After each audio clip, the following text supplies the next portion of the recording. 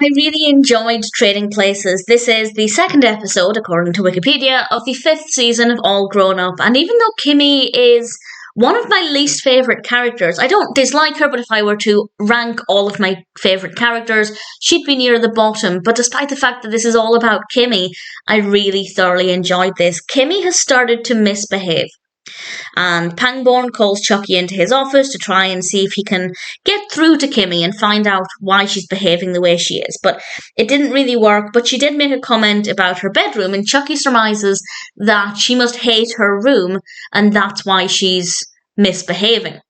And without her knowing, Chuckie and the others decide to give her a bedroom makeover, and that is so fun.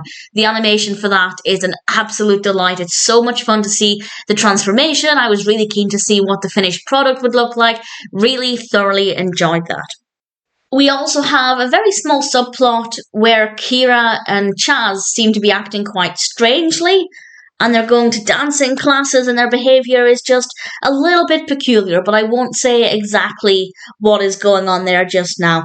But I really enjoyed it. I will in a moment explain what was happening with Kimi and why she was behaving the way she was, but I think the mystery element was really fascinating. The animation is an absolute delight. I love the transformation of the bedroom, and the finished product, I won't explain what it looks like, but I really thoroughly enjoyed it as well. I thought that was really great. So I had a lot of fun with this one, and I really enjoyed Kimi in this. I enjoyed pretty much all of the characters. Most of the characters have an important role to play. Angelica, she pretended to have burned her mouth on some warm tea, and just the animation of her with her tongue sticking out was so cute.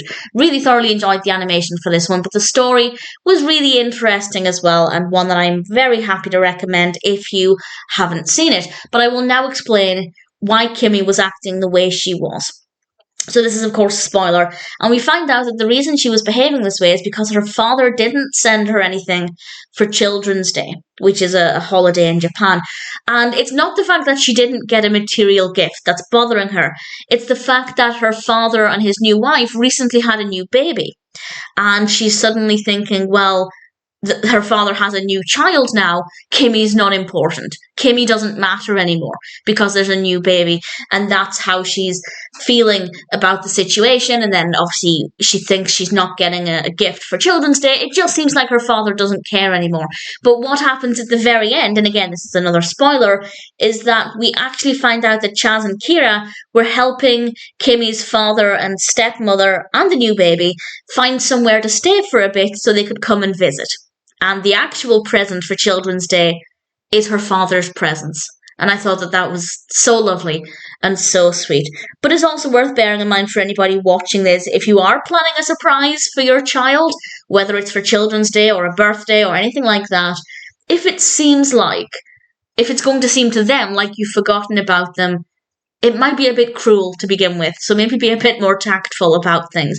But nevertheless, it was, of course, a lovely thing for them to do, and really lovely to see. I enjoyed this one a lot. I thought Trading Places was a pretty great episode, and I'd say maybe a personal highlight from every single episode. I still have 8 more to go, but other than that, I'd say that Trading Places is definitely one of my favourites so far.